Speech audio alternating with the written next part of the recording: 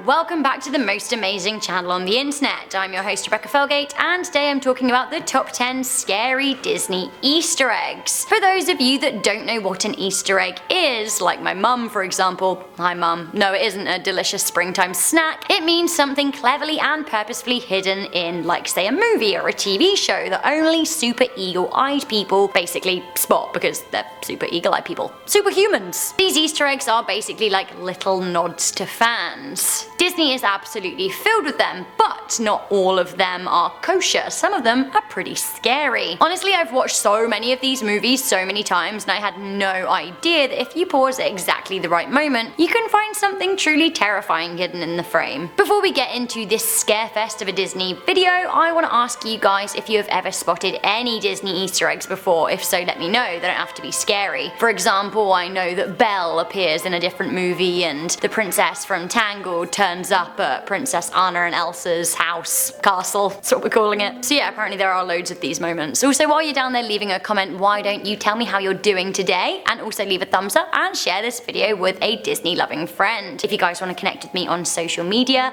or if you want to follow Most Amazing Top 10 on Instagram, then our links are in the description box. Alright, scary Disney Easter eggs. Coming in at number 10, Scar is a rug in Hercules. Nobody likes Scar. The oddly British brother of King Mufasa who ends up conspiring to murder him is just, you know, a bit of a douchebag. Scar is a bad lion. I categorically don't agree with hunting animals and I find decorating with death a bit morbid, but it happens and some people have, say, moose heads on plaques on their wall or polar bears or lions turned into rugs. Anyway, in The Lion King, sassy old Zazu says that Scar would make a very handsome rug, and, well, it seems he did. At the end of Hercules' Zero to Hero sing-song, he dances with a lion pelt, which he then throws on the ground in style of a rug. Have a little look. Looks a lot like Scar, doesn't it? Dead skinned Scar. Honestly, maybe in this lion's case, he got what was coming. Coming in at number 9, we have Clayton's corpse in Tarzan. I knew that Clayton died in Tarzan, but I never realized that his dead body flashed before my young eyes. So Tarzan and Clayton fight, but unfortunately for Clayton, he takes a few wrong moves and ends up falling into vines. A long drop and a scream was enough for me to realize that someone had died in Disney, although realistically I guess something could have saved him. But no,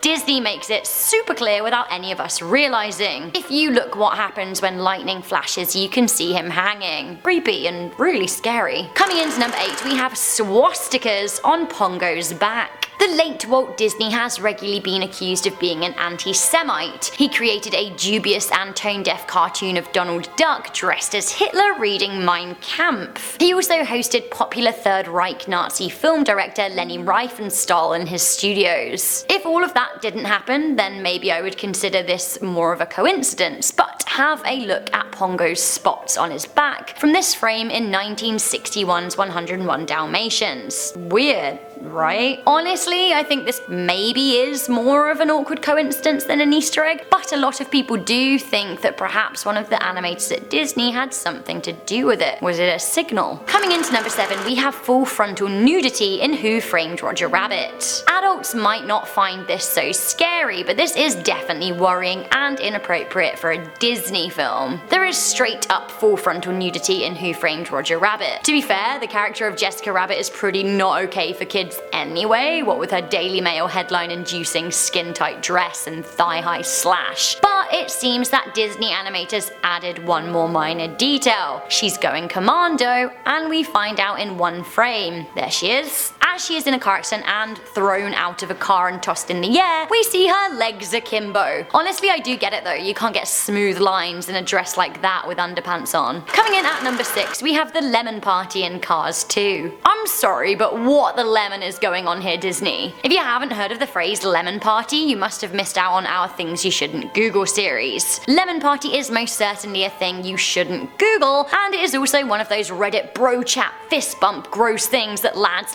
lads in their late 20s and early 30s like to discuss over sips of bottled beer in their San Francisco design studios. Too descriptive? Sure. Anyway, some cheeky animators made a reference to it in Disney's Cars 2. If you know what it was, you would know that actually referencing it isn't okay. It is so obvious that it's a lemon party too. There are an abundance of lemons and party hats, and it makes no sense in context of the story. I have never noticed this, but I'm pretty scared at number 5. We have Snow White getting groped by a handsy forest. As Snow White encounters the huntsman, she runs away into the woods, far into the forest. As a kid, I was under no doubt that the woods are a scary place to be, but it turns out I missed out on the fact that actually, they're even scarier than I thought. As she runs for a few seconds, the woods appear to be alive and hell-bent on groping the young princess. Seriously, have a look. The branches have fingers, and creepy, spindly, gropey fingers at that. Honestly, how terrifying and non-consensual. Not okay, Disney. Coming into number 4, we have the muses are the haunted heads. Okay, we're back to Hercules. I love Hercules. Hercules and Disneyland share a scary little Easter egg between them. As the muses sing with Meg in I Won't Say I'm in Love, they line up like this. Have a look. This turns out to be exactly how the head statues are situated in the Haunted Mansion attraction in the Disneylands. What is Disney trying to tell us? I have to say Hercules is one of my favourite Disney movies,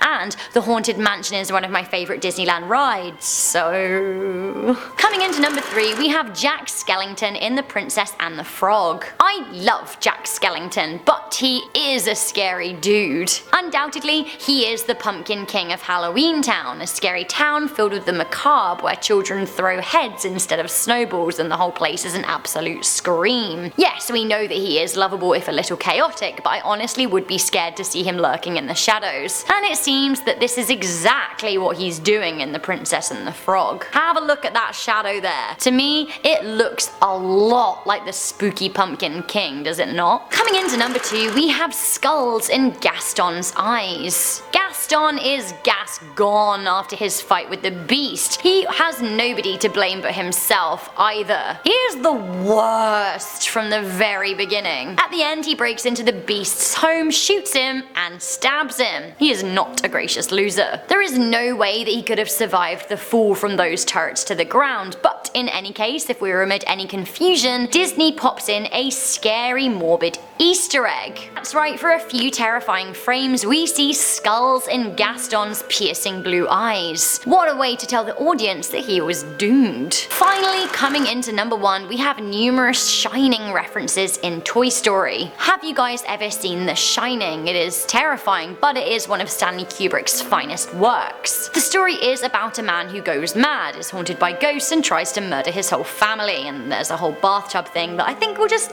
save for another day. Scary, sure, but film buffs tend to love Stanley Kubrick, and the Toy Story creators are no exception. The Shining is referenced throughout all of the Toy Story movies pretty heavily. The number 237, for example, the number of the spooky hotel room with the bathtub lady that we're not talking about, comes up all of the time in the movie, and that carpet there is the same carpet from the Overlook Hotel in the horror film. If placing nods to one of the scariest books and films of all time in a children's movie isn't a scary Easter egg, I honestly don't know what is. Well guys, that was fun, wasn't it? Which of these did you find the scariest? Let me know in the comments section down below. Also, don't forget to let me know your favourite Disney movie and if you've ever seen any Disney Easter eggs, scary or not scary. Before I go, I want to read some comments from a recent video I did, the Disney Urban Legends video. Maya Gonzalez wrote, "Rebecca, I love you, but did you just call cast members staff members?" Oop, I think I did. Sorry, I forgot that everyone who works at Disney is a cast member, even if they work in like the gift shop in a hotel down the road. Cast member. Songbirds Play had some wild ideas. They said, "My theory is that all of the stress that was put on Walt to make great movies led him to making the Club 33, and the alcohol is laced with some kind of mind-controlling substance, and now I only have 2 more words to say. Illuminati confirmed." Maybe. Sketchy? Maybe? King Timo said, "What happened to Danny? Mate, you tell me." A final heartwarming comment from Misty Dawn said, "People constantly dump their loved ones' ashes in Disneyland. Staff sweep them up and then they put them in the trash. So guys, that's not dust, it's human remains. Hip hip hooray." And that's the end of the video. I'm your host Rebecca Felgate. Don't forget to leave a thumbs up and share this video, and I will see you guys in another most amazing vid. Bye!